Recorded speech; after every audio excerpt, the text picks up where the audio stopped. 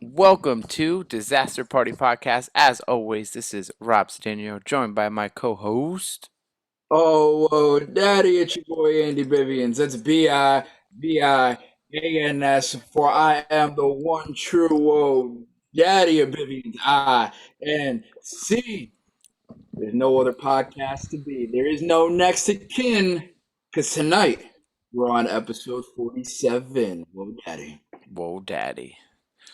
Well, I guess we could start off as we apologize for the delay in the episode. The last couple of days have been a little bit crazy for the both of us. Nothing that we can really discuss, not too crazy, just things that prevented us from not recording. But we are here now.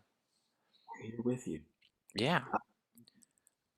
So why don't we just do like what's up, how's life, quick news, and then hop right into the main topic, which is we're gonna run down Marvel Disney Plus show What If. Ooh, I'm excited. Well, how's life for you? Oh, this week, fun crypto wise. Bitcoin hit almost 58,000, so we're back in the bull run. Everything else is following. It's good, exciting stuff. Um, did you see the Resident Evil trailer? The new live action? Did.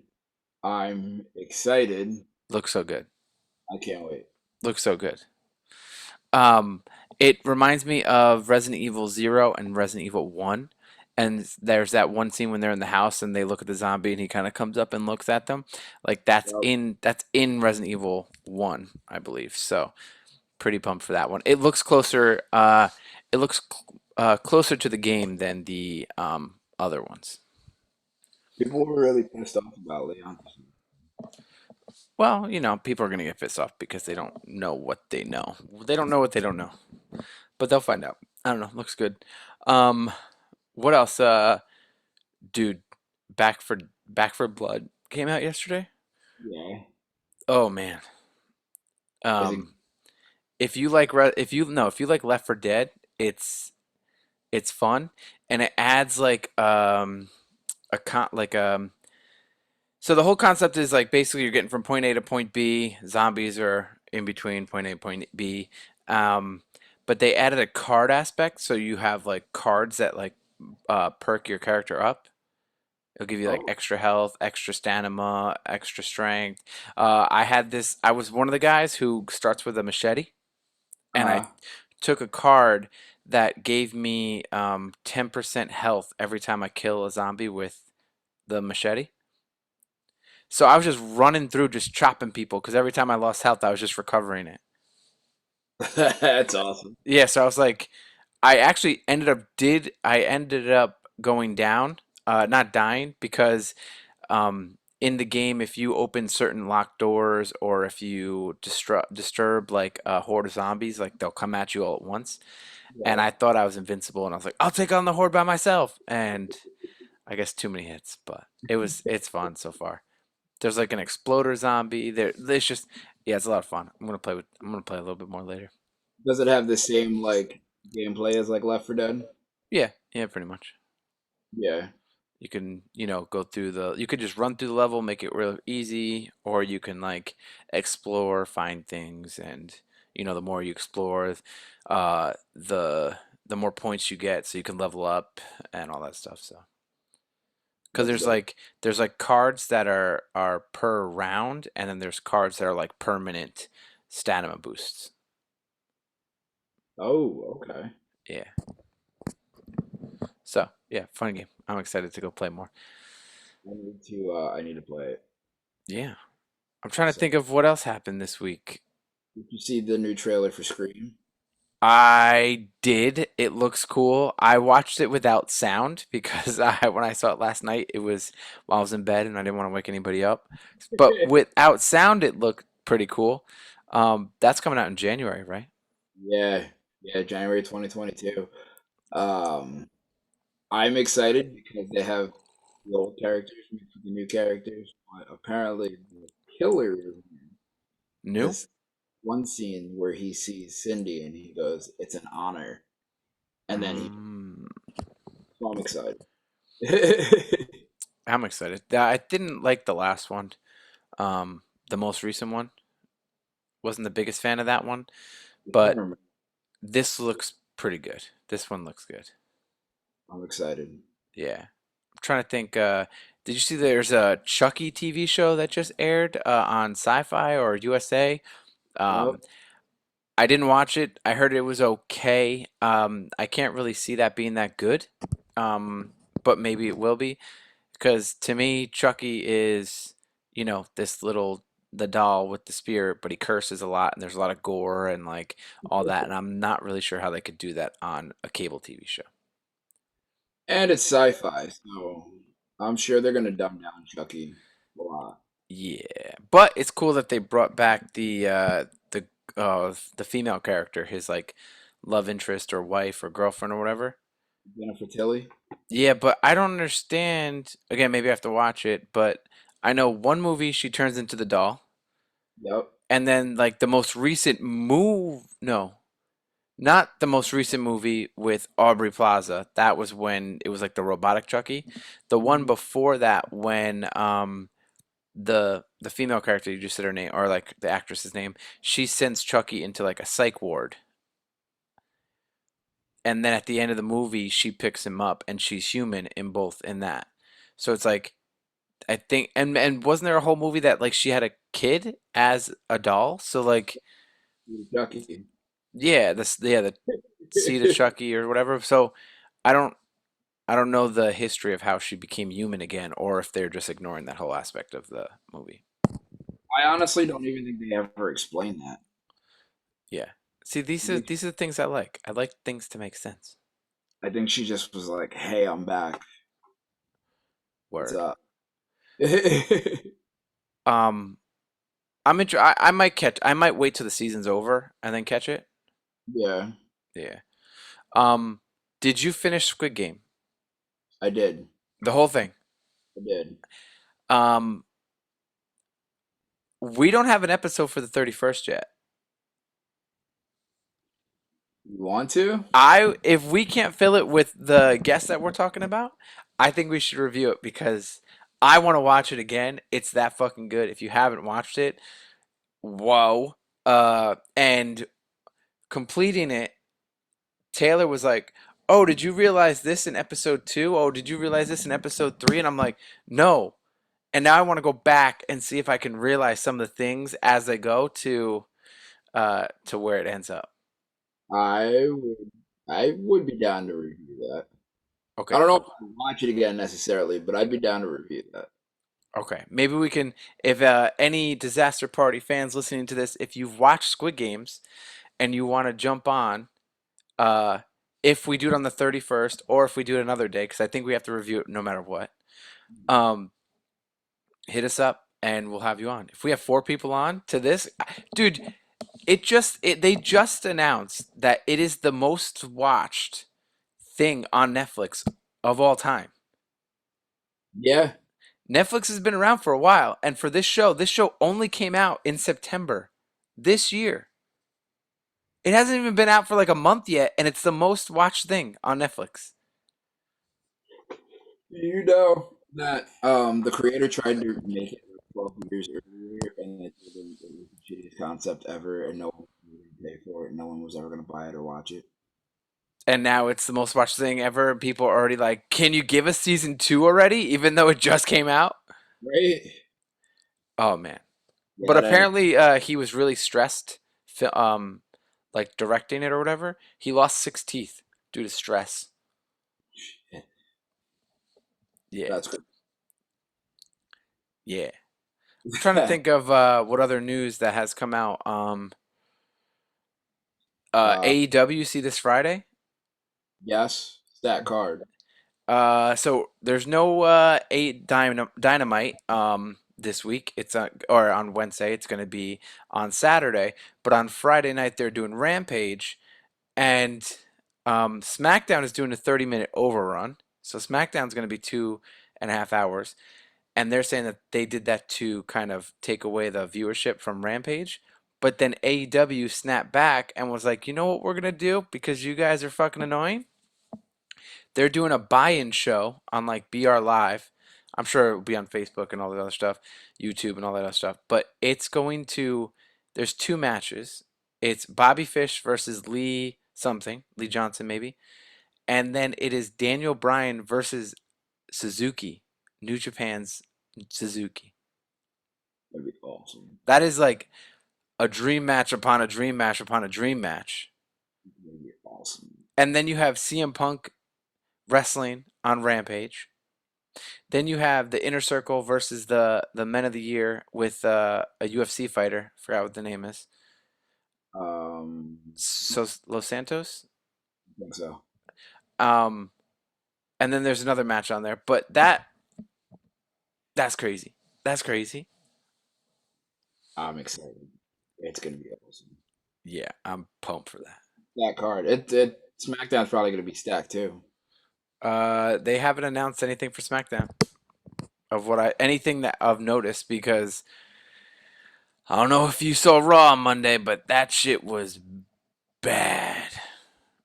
I actually haven't gotten a chance to watch Raw I yet. wouldn't even watch it. Dude, there was four women's matches. Four women's matches for the Queen of the Ring, right? Whatever tournament. All four matches together was under 9 minutes. Wow.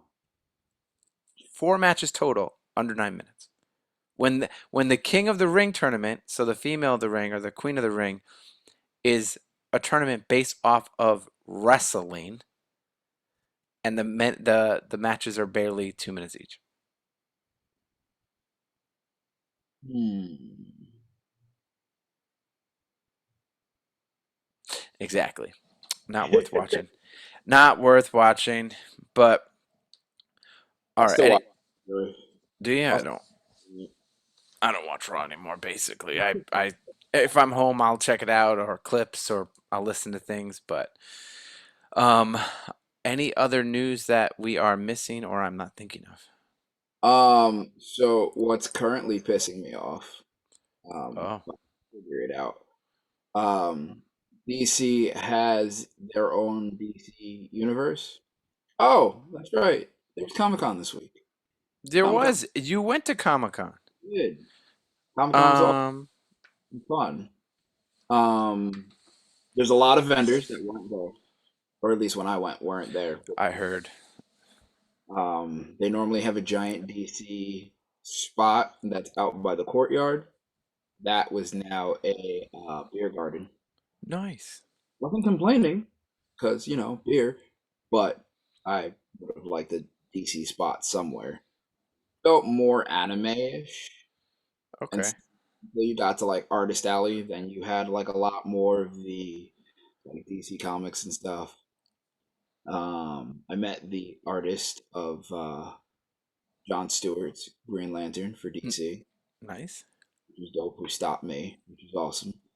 Um, and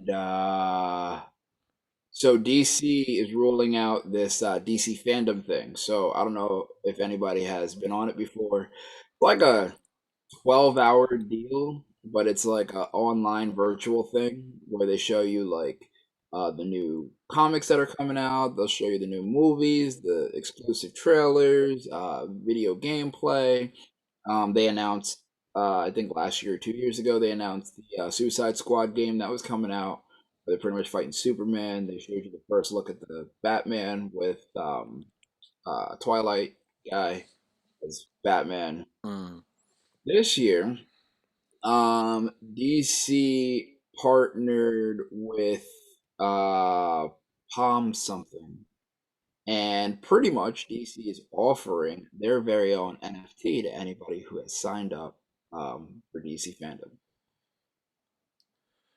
I know we did a poll on the Instagram to see how many people had NFTs, and it seems like half, or from the people who replied at least. Yeah.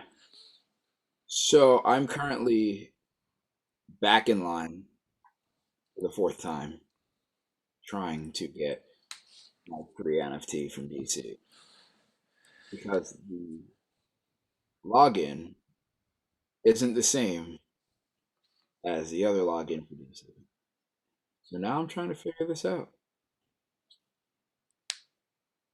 Well, hopefully it's worth it. I hope so. I mean, it's an NFT, so at some point, and it's DC, so you gotta figure at some point it might be. Yeah, not like that cow one that we were talking about a couple weeks ago. That shit was a rug pull. I'm so glad I didn't get it. Yeah. All right. So let's jump in to what if. What if? So for those who don't know, it is a Disney Plus cartoon show. But what if actually is a comic book? Like that's they pulled it from the What If comic series. And there's a bunch of those, all different stories. I'm sure. Actually, from what I saw of this, none of them really related to the comics because they stayed close to the MCU universe that we know for the movies and stuff. So that actually made it cooler because it was related to exactly what people know and watch. That took me a minute too because I thought they were gonna go the comic book route, and then I realized they were sticking close to everything that happened within the MCU. So Yeah, it's kind of cool that they did it that way. So like that's one thing that Marvel is really good at is keeping everything connected, whether it's the movies or whether it's the TV shows and stuff. yeah. So this show takes place after Loki's finale. So it basically explores all the different timelines of multiverses that kind of got broken with the whole Loki finale. So the cool thing, before we jump into the actual episodes, the cool thing about it is a lot of the actors were, or a lot of the characters were voiced by their MCU live action actors. So this um, actually this is the last time that we will see or hear Chadwick Boseman as T'Challa. That broke my heart because I'm listening to the voices and I looked it up and I realized that they're all played by the same people and I'm like, wait a second. I thought this came out just now. I didn't know this was worked on a while ago. Yeah, The fact that he got a chance to play T'Challa one last time is dope. yeah, yeah. All right, so let's jump into it. There's 9 episodes. We'll do a quick run through. I would definitely recommend to go watch them because the whole concept is cool, and just seeing the differences, like of what would happen if, kind of, I really enjoyed it. So the first episode was, what if Captain Carter was the first Avenger? It aired August 11th this year, 2021. So if you know the whole Steve Rogers thing is like during World War II, Steve shows that he's more of he's not really a soldier, but he's got like the personality of a good person. So they choose him to become the first super soldier.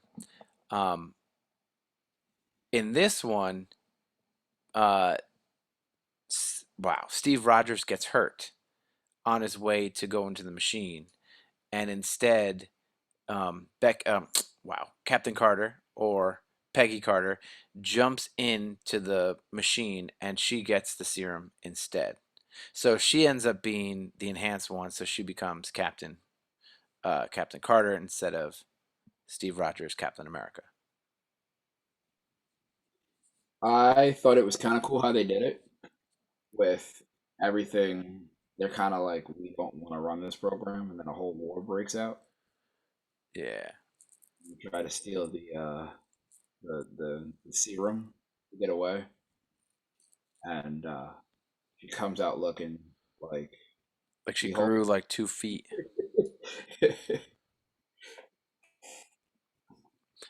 But for a while, the leader John Flynn was basically banned her from any kind of combat because she was a girl, kind of thing.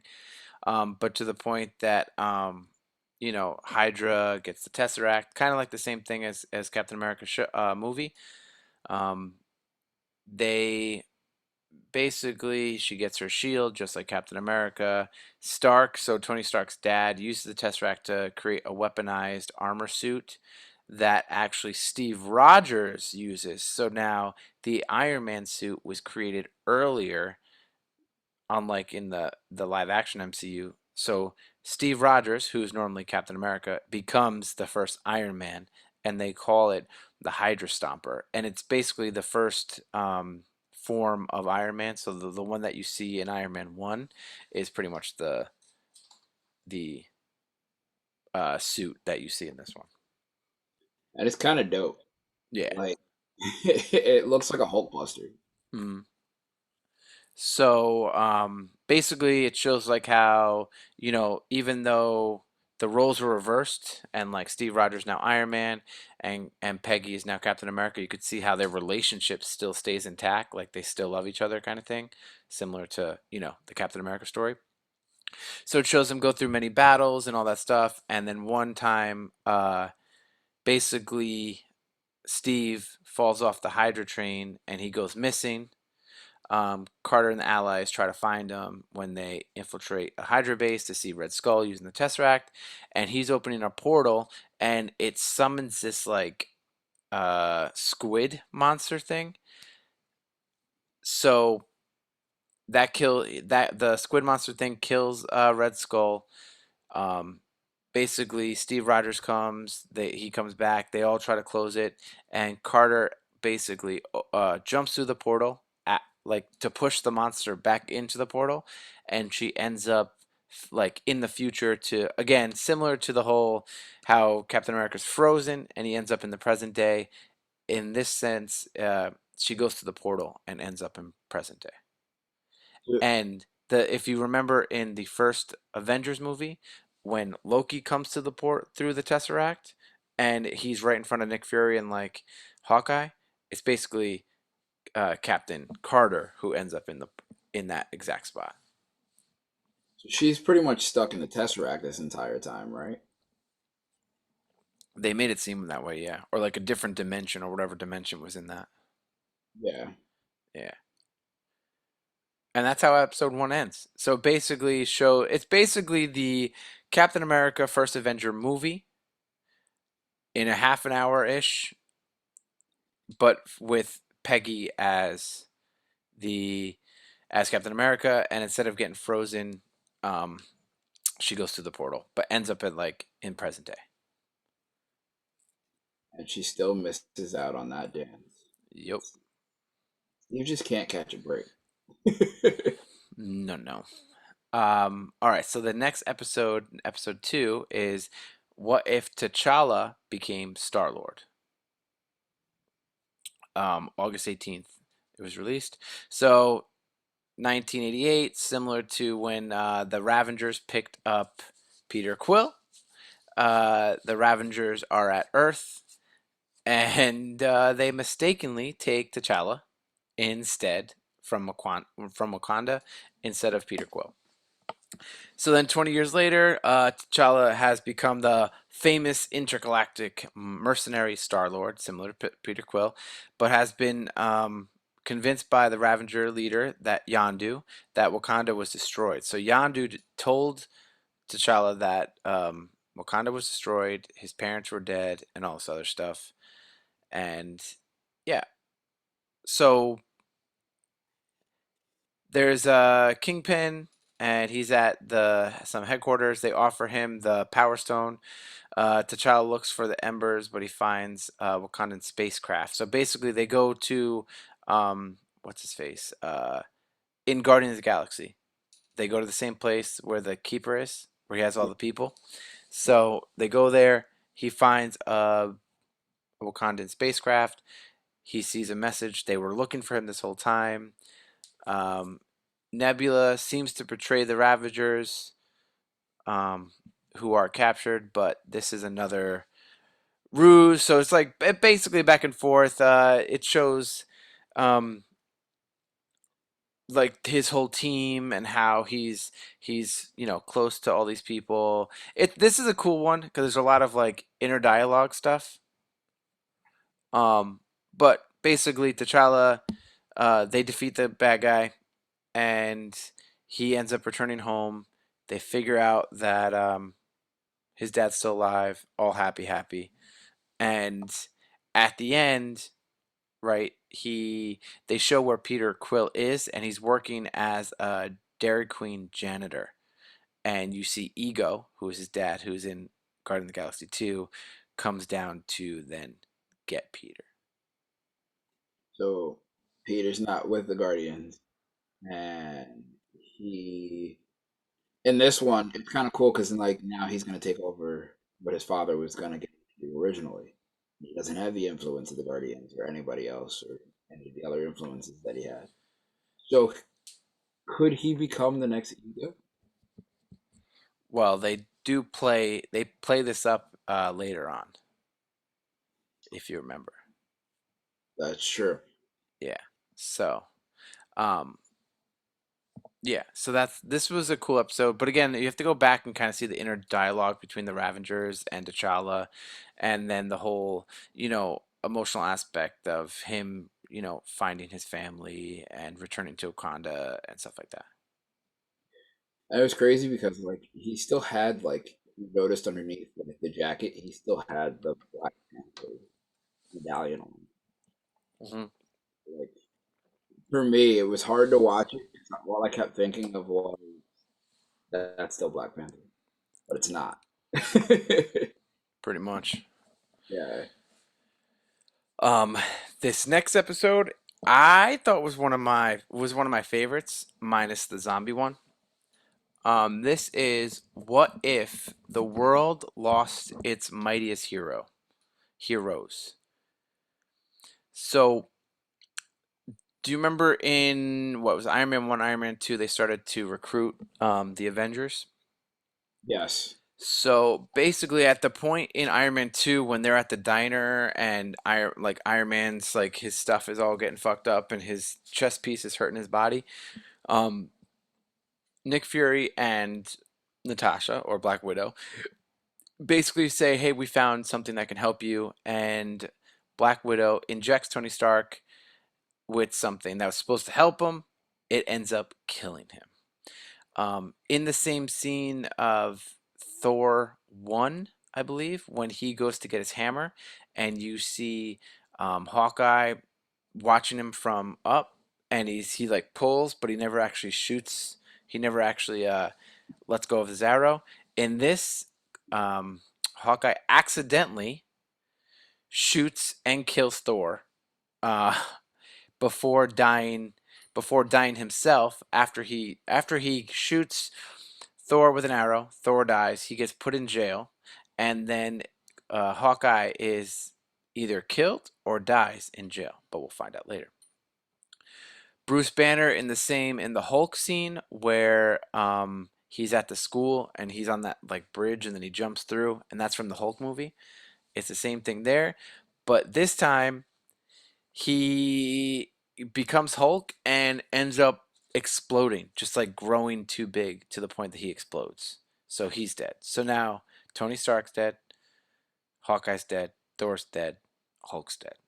Um, Black Widow is confused. She's like, "What's happening?" So she's trying to figure it out. Nick Fury's trying to figure it out. And Black Widow is in this computer room and she's trying to figure out what's going on. And she is attacked while she's in the room. And she calls Fury, leaves a voicemail, like as she's getting attacked, and says that the murders are related to Hope. So now the Asgardians, led by Loki, arrive to avenge Thor because now they're like, oh, where did Thor go? He's dead, blah, blah, blah. So they're like, we're going to kill Earth. Fury talks to Loki and says to let's work together to find the killer. Fury figures out that the killer all along is Hank Pym. So if you know the Ant-Man movies, Hank Pym is the older guy who is the original Ant-Man. He has been the murderer this whole time, and he's using his technology, his shrinking technology, and all that stuff to basically avenge his daughter Hope's death, which again, that did not happen in the live action. yep. So for Tony Stark, Hank Pym made himself small enough that he was in the injection, and then he basically went inside Tony Stark and killed him. Um, with with Hawkeye killing Thor, Hank Pym hit Hawkeye's hand, which made him release the arrow to kill Thor. And then when Clint Barton or Hawkeye was in jail, he then jumped into Clint Barton's ear and killed him. And then Hulk, he put the like the big thing on him to make him go bigger, and to the point that his body was just too big and exploded. Right? It was like his growing like serum, whatever he uses for like his cars and like all of his other suits and stuff. I think that's what they injected into that Hulk. So once Hulk like started growing, it kept getting bigger and bigger and bigger. Hmm. And Clint even went crazy when he was put in jail because he was like, "I never miss, I never miss, I never let go. What happened? What happened?" And you could see him like kind of losing himself there. Tony, when he first died in the beginning, I thought it was a joke. He was just playing a joke on him. He was gonna pop up and be like, "Ha ha," and then they're like, "Oh, he's dead." I was like, "Oh, okay." Did not know that was gonna happen. Yeah, that was it was a weird episode, but it was good because it made sense, I guess. Yeah, and you got to think like if you remember Ant-Man, how crazy Hank went at the loss of trying to get his wife back from the the The quantum realm. um, imagine if his daughter dies. Like so he kind of went like pretty crazy, but he was Ant-Man. Like it wasn't why Well, is he it? was Yellow Jacket. Well, yeah, Yeah, he was dressed as the Yellow Jacket, which is the villain in the first Ant-Man yeah. movie. But the whole thing of how they figure out that it was Hank Pym, Fury figured it out, but then they met. I think so. Fury goes to the graveyard where Hope's gravestone is, and that's when Pym was like, now it's your turn to die." But little did he know is that Fury was actually Loki disguised as Fury, and then uh, he multiplied himself like he does in the movies, and him, and then the real Fury come in and they defeat um, Hank Pym. But with all this, I guess the deal that they made was that Loki, um, he decided to stay on Earth to rule Earth, and he becomes the ruler. Which now Fury is like, oh, now I have to deal with this shit. So, but it might not look good because all the Avengers are dead. But here now it shows that Fury finds frozen Captain America and also summons Carol Danvers or Captain Marvel to Earth. So showing that even though a lot of the team was killed before they were even part of the team, that the Avengers initiative is still going to move forward with just different Avengers. She's still the first one. Yeah, it was cool though. Um, all right. So the fourth, do you have anything you want to say on that one? Sorry. um, no, I just thought it was kind of cool how they did it. Like they and it sort of seems like they're taking different spots and different like it took me a while because I thought they were just well, I can't say that just yet. I'll hold that comment until later. Okay. Um, so the next episode is what if Doctor Strange lost his heart instead of his hands? All right. I'm going to summarize. If you've seen the Doctor Strange movie, I can summarize the whole beginning. You know how in the beginning of Doctor Strange, he goes and drives, gets in the car accident, fucks up his hands. Then from that point, he then goes to look for his power, look to, heal them. That's how he gets his powers, yada, yada, right? So we all know that one. All right. So in this time, the car crash, um, his Christine is in the car with him. And in the car crash, she dies. So he then the same thing. Instead of going to look for his to fix his hands, he goes and tries to find powers for whatever reason. He again the same thing in the movie. He figures out the Eye Agamotto that makes the time. He can reverse time, and he just repeatedly tries to change the situation of the car crash to keep her alive. None of it works. Every single thing he does just ends up killing her in either the same way or different ways, but she always ends up dying. He gets upset. He tries to find different ways, and he then goes, "Okay, I can use the dark dimension." Um, and the ancient one tries to stop him. She splits him into two different Stranges in two different alternate versions. One Doctor Strange, because now there's two, accepts Christine's death, while the other one gains power by absorbing mystical beings. So there's like this whole thing of like the bad Doctor Strange just absorbing all of these villains, all these monsters to gain strength to the point that he actually absorbs if you paid attention, that squid monster from the first episode, that's the last monster he ends up absorbing. But he's doing this for years and years and years and years and years. Um, while the Doctor Strange that we know is basically going through the same his normal thing, he's accepted that Christine died, blah blah blah blah. So the Ancient One is like, okay, we need to get the good Doctor Strange to fight the bad Doctor Strange.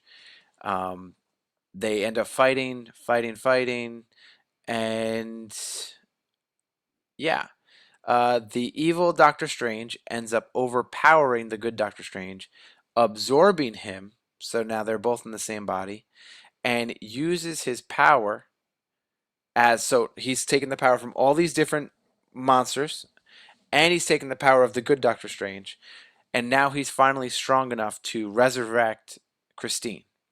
But by doing that, because they made it seem like her death was like one of these moments that can't be changed, it tears the reality apart. And Strange begs the Watcher, because he's so powerful now, he sees the Watcher. And that's the whole thing that we didn't mention, is that each episode, there's one Watcher who's just watching each one, and he kind of narrates it.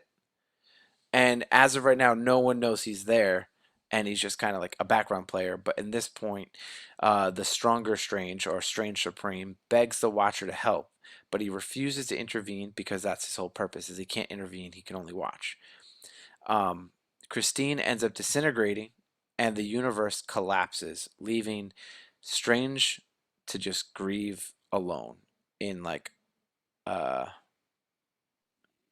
yeah, Well, Strange puts up that like glass bubble around him and Christine's that way, like he can kind of stop everything that's happening and stop like the world from exploding, but it still does. And he's kind of like trapped there now.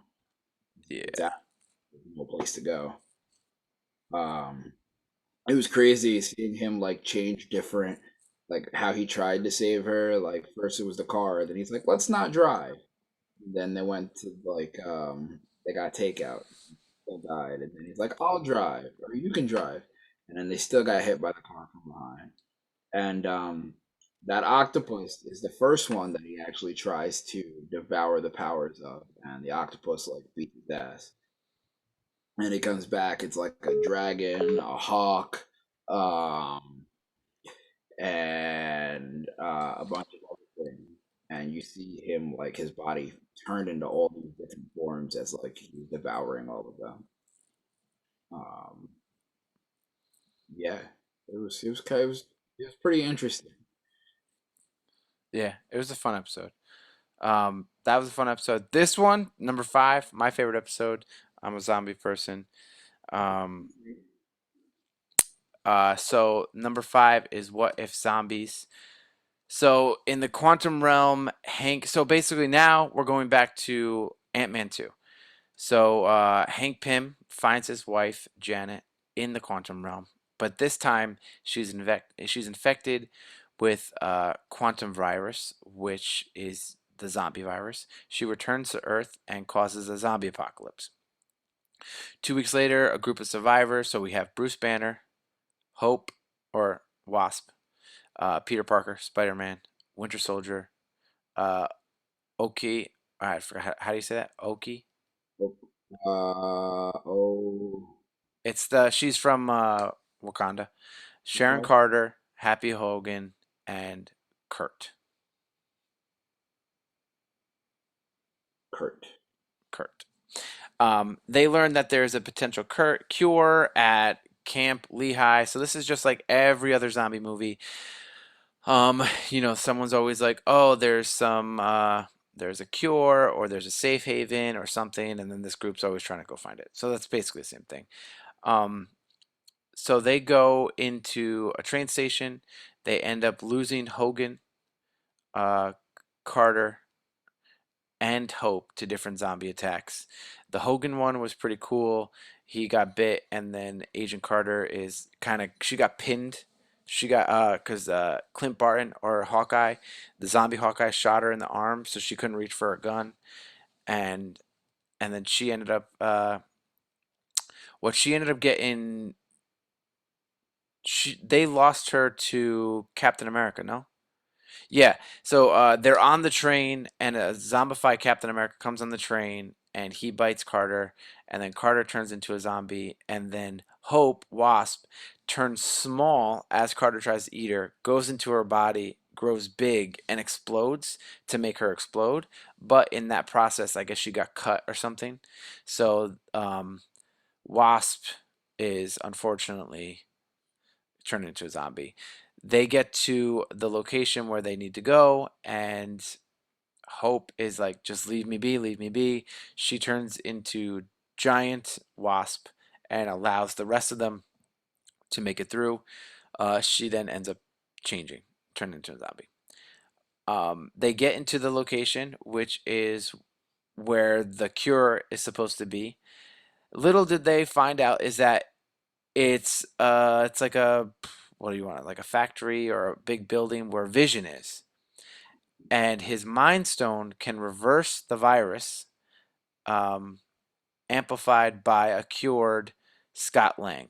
So Scott Lang, Ant Man in the Ant Man movies, is still alive, just his head though. So it's like Futurama. It's just his head in a jar. Um, yeah. So basically, Vision has figured out that he can help because he helped Scott not turn into a zombie. But an affected Wanda, or um, why can't I think of her name? Um, um, um, um, Maximoff, Scarlet Witch, is immune to the cure, and Vision has, because he loves her, has just been feeding pieces of Black Panther to her. as Yeah, they do find T'Challa, so he has his leg missing, right?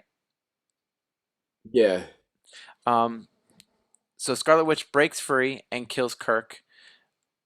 Kirk, Aoki, and Barnes all dead. Vision commits suicide to give the Mind Stone to Peter Parker.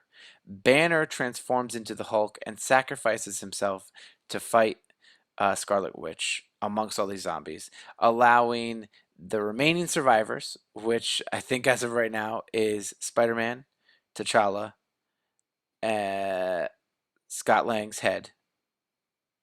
Yeah, and that's it. Actually, those are the three that are survived. So you have someone without a leg, someone without a body, and Peter Parker. So they get into an airplane, or like, yeah, some kind of ship that flies, uh, and they are trying to bring Vision's energy stone across the world. So Peter, Lang, and T'Challa go to Wakanda. They think that they can use it in Wakanda to help people. Little did they find out, because they didn't get there yet, is there's a zombified Thanos who wields a nearly complete Infinity Gauntlet. He's only missing the Mind Stone, and it seems like they are bringing the Mind Stone to Thanos. we talk about how crazy zombified Thanos would be. Yeah, and the cool thing, the one thing that I guess I skipped over in the beginning is that what it was after Thor Ragnarok, right, where Hulk gets like dropped into Doctor Strange's house, into his stairs. Yeah, So in this, that's how it starts. It's like Hulk gets thrown into the stairs, and when he comes out of the house, it's like the first couple scenes of Infinity War, when Thanos is like, people are in the streets, and that's when what Doctor Strange, and that's when Banner can't turn into the Hulk. He's like, I wanna have no. Yeah, so it was that it basically got entered into that scene. So the big lieutenants of Thanos are zombified too, but so they're trying to eat the people. This was a cool episode. I like zombies. This is a cool episode. I really enjoyed it. I want to go back and watch this one. It just felt like a regular zombie movie, but with superheroes and they all have powers. So Wanda, Scarlet Witch, she had powers. That's why she was fucking them up. Hell yeah. And it was like she was like out for vengeance, fucking everybody up. It was dope. And I never got a chance to even read Marvel Zombies. I didn't even know it was a thing until a couple of years ago. So Ah, watching this all play out was awesome. I'm sure this one is your episode, so I'll let you ride. I'll let you roll through the next couple. All right, let's do it. Before that though, when the thing that got me is when Hope right? Wasp. Wasp, yeah, grows and she like tries to fight them all off, and the zombies are crawling on top of like her body into her mask, and then starts ripping at her mask to get off, and then gets into her mask that way, and that's how she dies and becomes this one giant walking wasp zombie. Yeah, it's crazy. And she tried to stop them while they were flying away. Yeah. Fuck. Uh, let's see.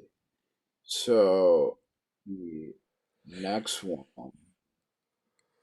What if Killmonger rescued Tony Stark? This was dope in every sense of the episode. So in Afghanistan, we see kind of like from Iron Man 1, where Tony's riding through the thing, and he's like, hey, can I take a picture with you? And he throws up a peace sign. He's like, hey, no gang sign. No, I'm just kidding. Just take a picture. So pretty much here, um, Killmonger saves Tony from the bomb that dropped in front of him that originally exploded that had all the shrapnel that went into his heart. Um, so they return to Stark Industries, and Killmonger almost looks like Rhodes now at this Mm. point. But then he exposes that Obadiah Stane was the one that tried to kill off Tony Stark, and helping him, and was building a humanoid combat drone just using vibranium from Wakanda. Um, so they arranged for Rhodes to purchase it from Ulysses, and Killmonger. Um, So Ulysses is the guy, like I think he's Australian or British. He has it's Ultron pulls his arm off and in like the live action, Ultron pulls his arms off and or chops his arm off.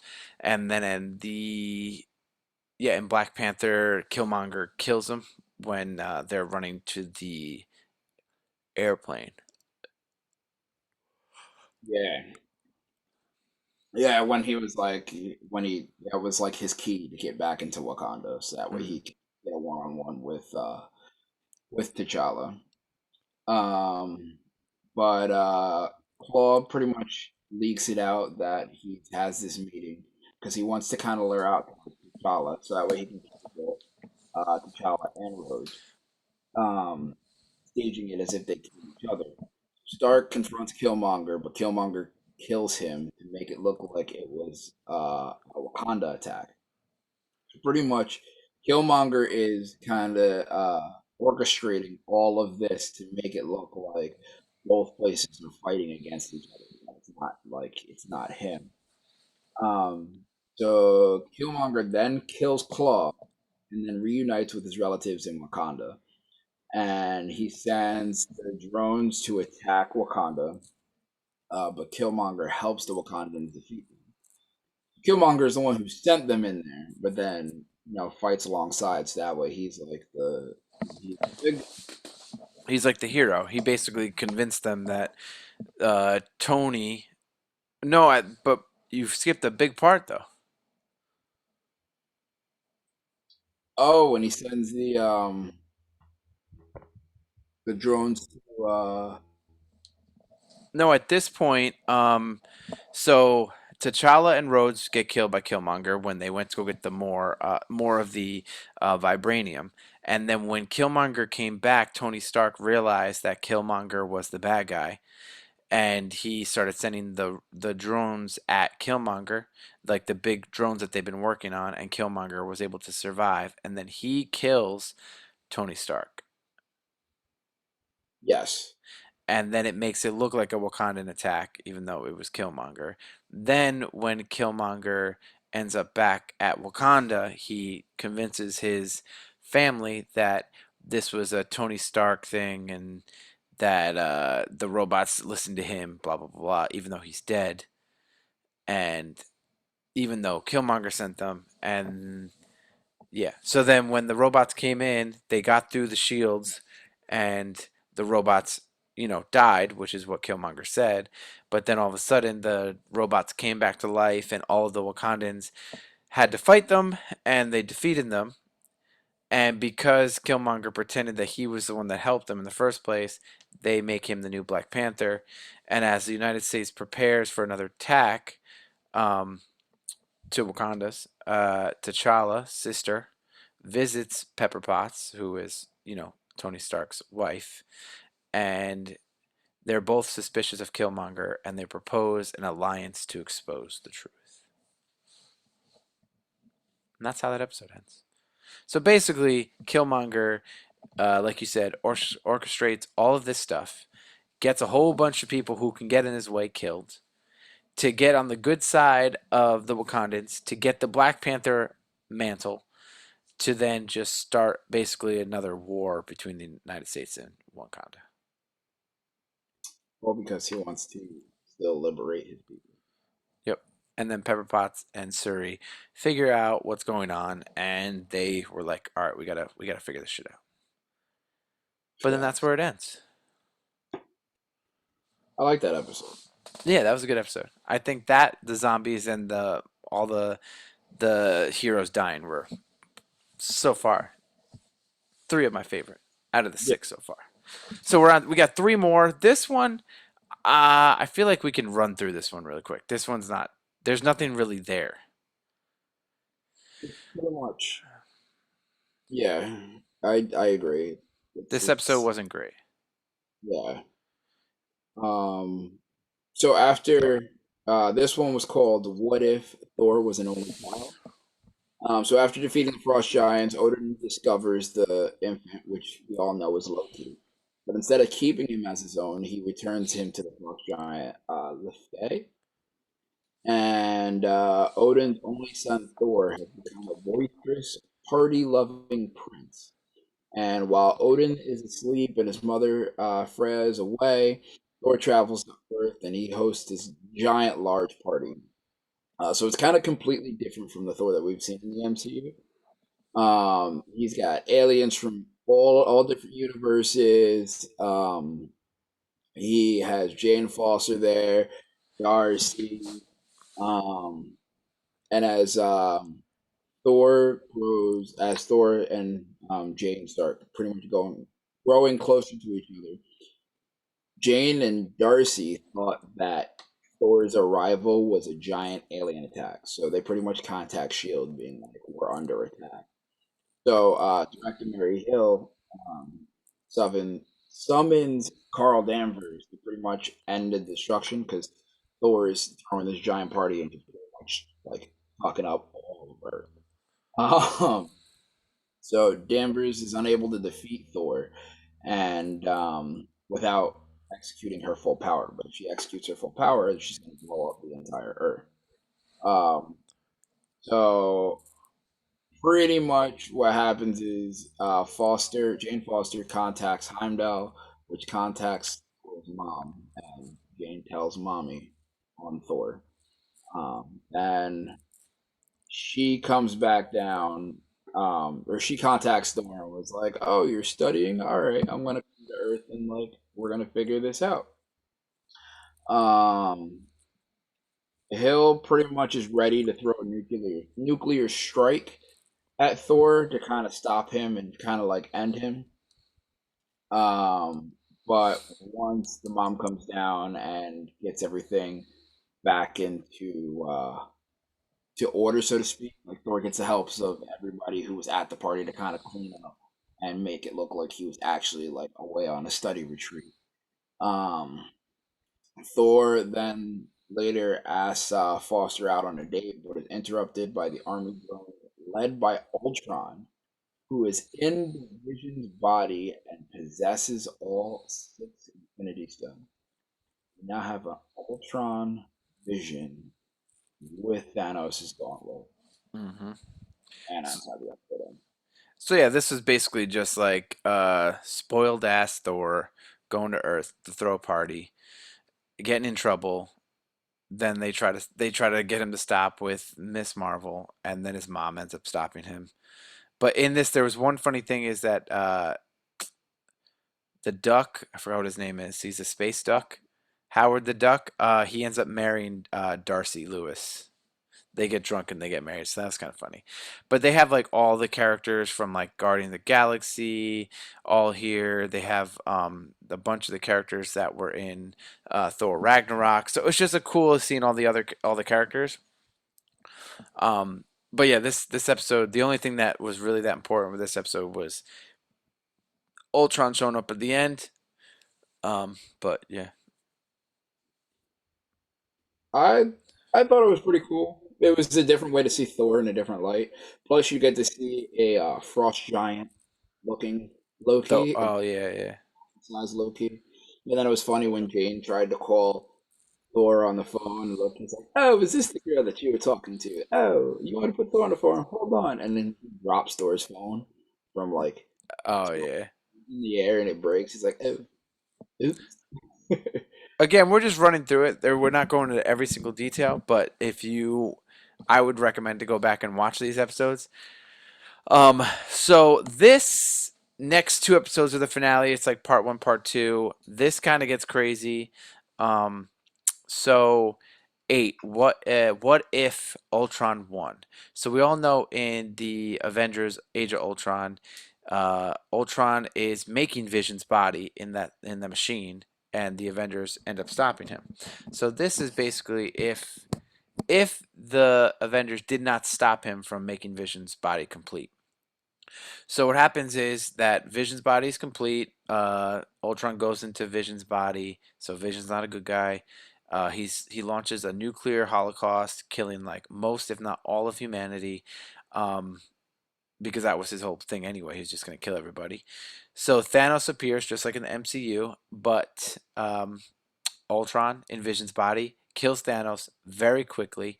But Thanos has five of the six Infinity Stones, so now Vision takes the five plus the one he has, the Mind Stone. So now he is souped up Ultron in Vision's body with all six Infinity Stones. And he ends up making a massive drone army, which wipes out almost half of all the life in the universe, kind of like the snap, but more than half. Um, to the point that Ultron becomes so strong that he hears the Watcher too, discovering the fact that he basically destroyed most, if not all, humanity in the whole universe. And he's like, I need to do more. He was getting bored. He heard the Watcher, realized that there's multiverses. So he goes to the Watcher to see if he could destroy other ones, other universes. Meanwhile, Hawkeye and Black Widow are both alive, and they're trying to find a copy of Zola's mind in Siberia, which they can upload Zola's mind into a drone body to destroy Ultron's hive mind. That's the whole goal. But it fails because they launch it into a regular like Ultron like just drone, thinking that it was going to affect all of them, but it didn't work because Ultron was not in the universe because he's with the Watcher right now. So since he's not in the universe, it didn't work. Um, so so they're trying to escape. All the robots are attacking them because their plan didn't work. Barton ends up sacrificing himself to allow Black Widow and Zola to escape from the other drones. Ultron battles the Watcher across all these different universes and defeats the Watcher. So it was kind of cool. Like they kept hitting each other in and out of different universes, and you could see some of these universes were like familiar places and stuff like that. Again, that was cool.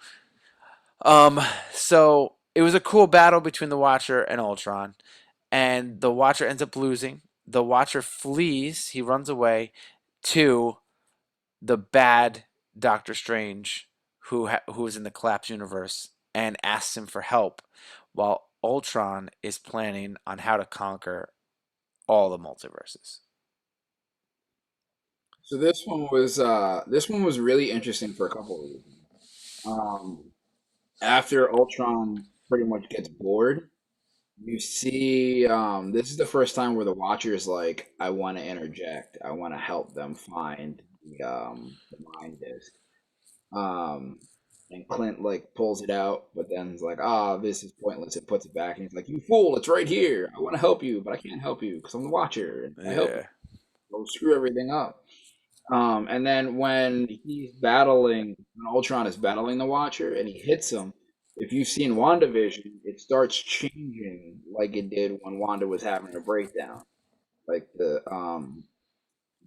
cars started changing, and the houses started changing, and people's outfits were changing. mm, And when before Ultron finds him, Watcher is freaking out, and then Ultron's like, "I can hear you. I will find you." So like you tell like Ultron has gotten to like this ultimate power where he's more powerful than the Watcher. I thought that was dope. yeah. It was these two last episodes were just really cool.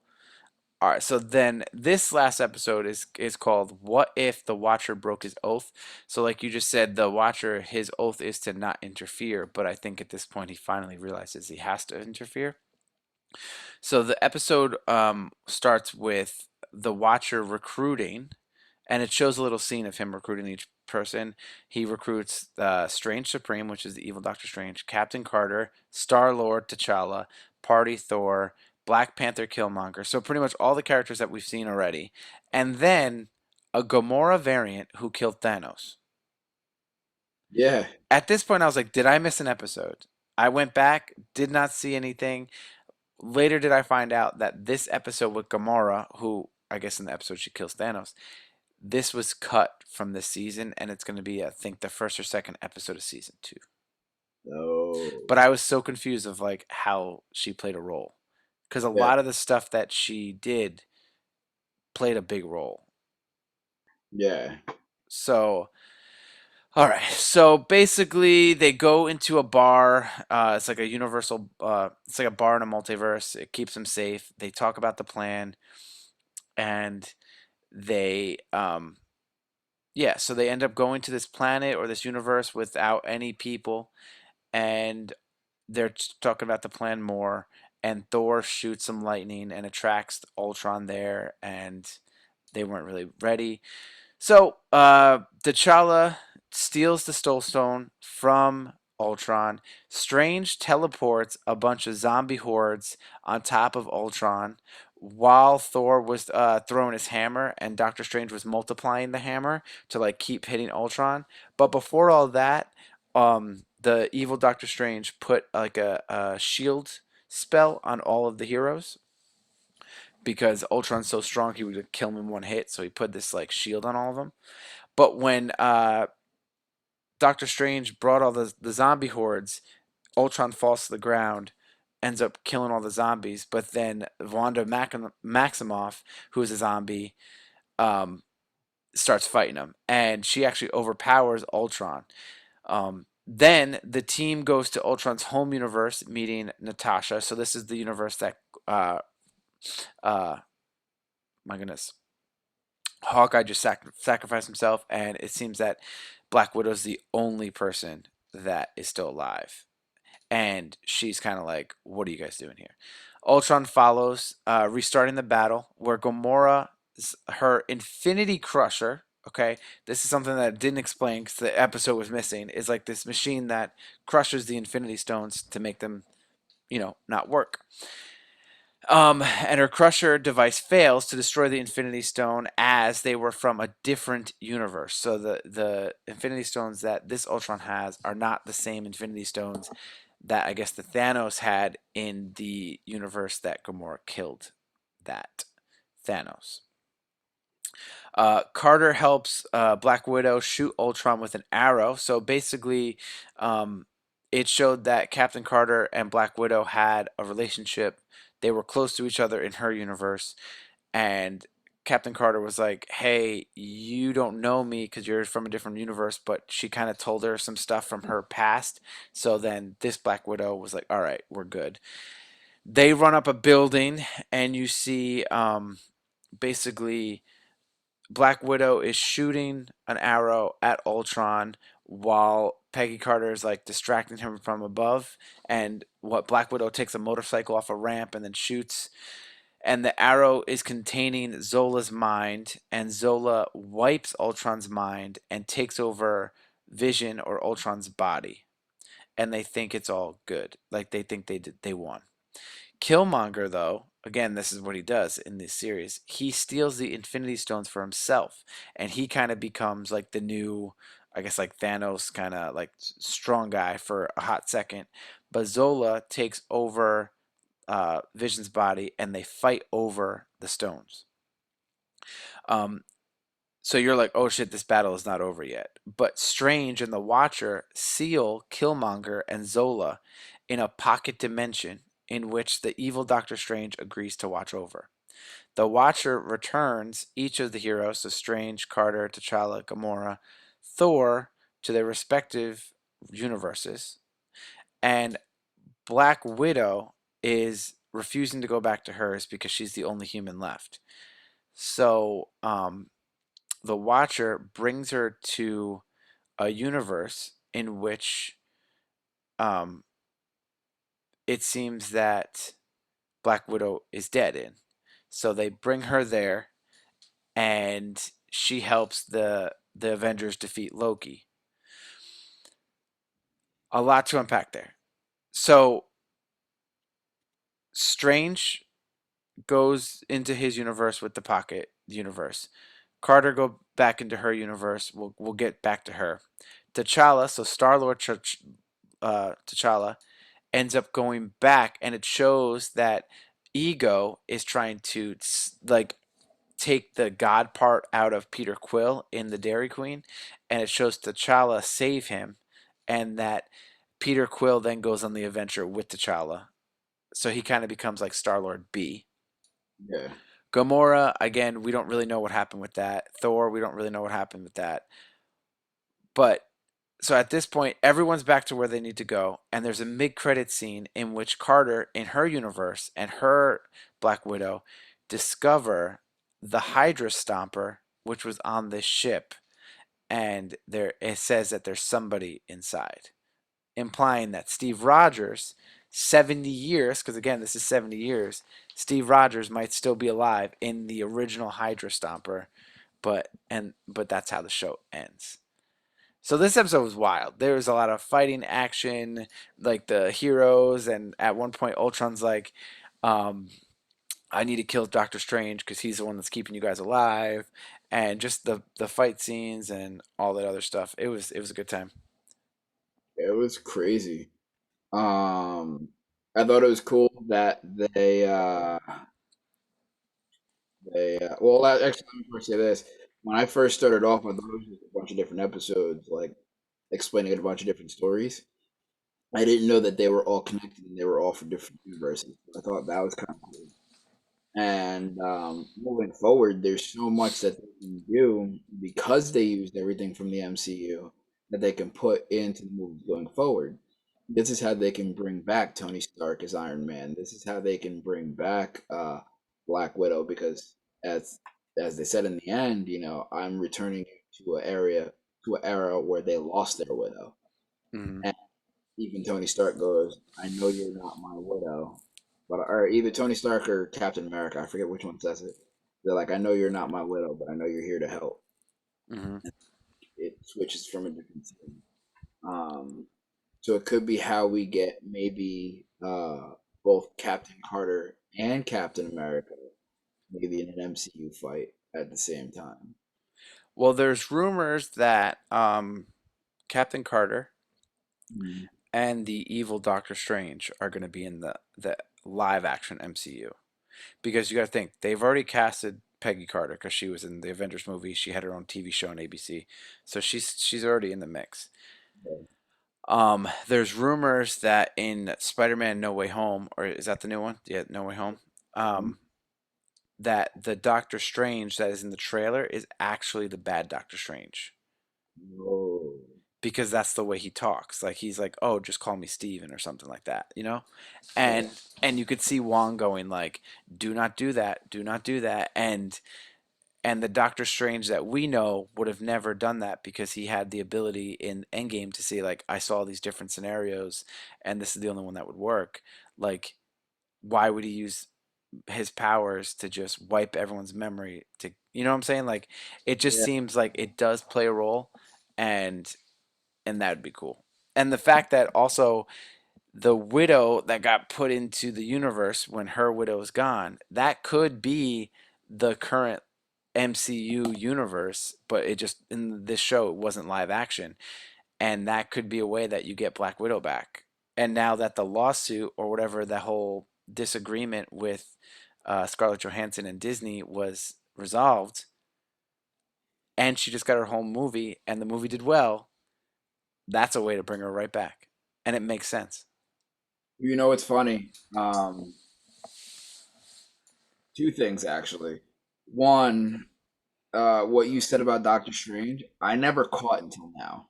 Uh, Because you're right, he doesn't talk like that. He's not like, oh, he's not laid back like that. He's like, no, I'm Doctor Strange. Like,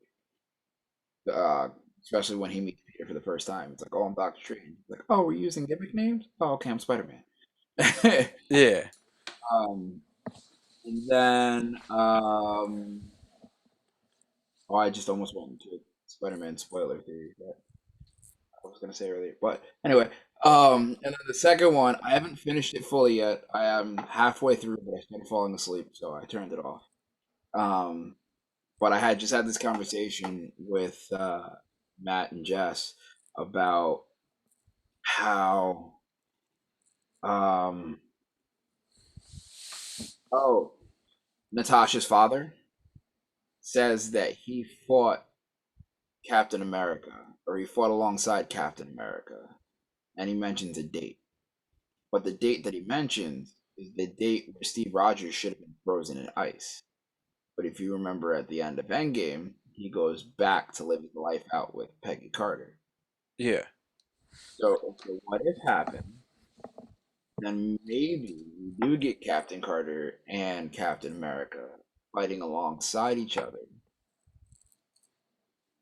Yeah. which would When he returns the Infinity Stones in the end game, he could have ended up in the multiverse that Carter is Captain Carter, and that they could fight all the way up until like the present day.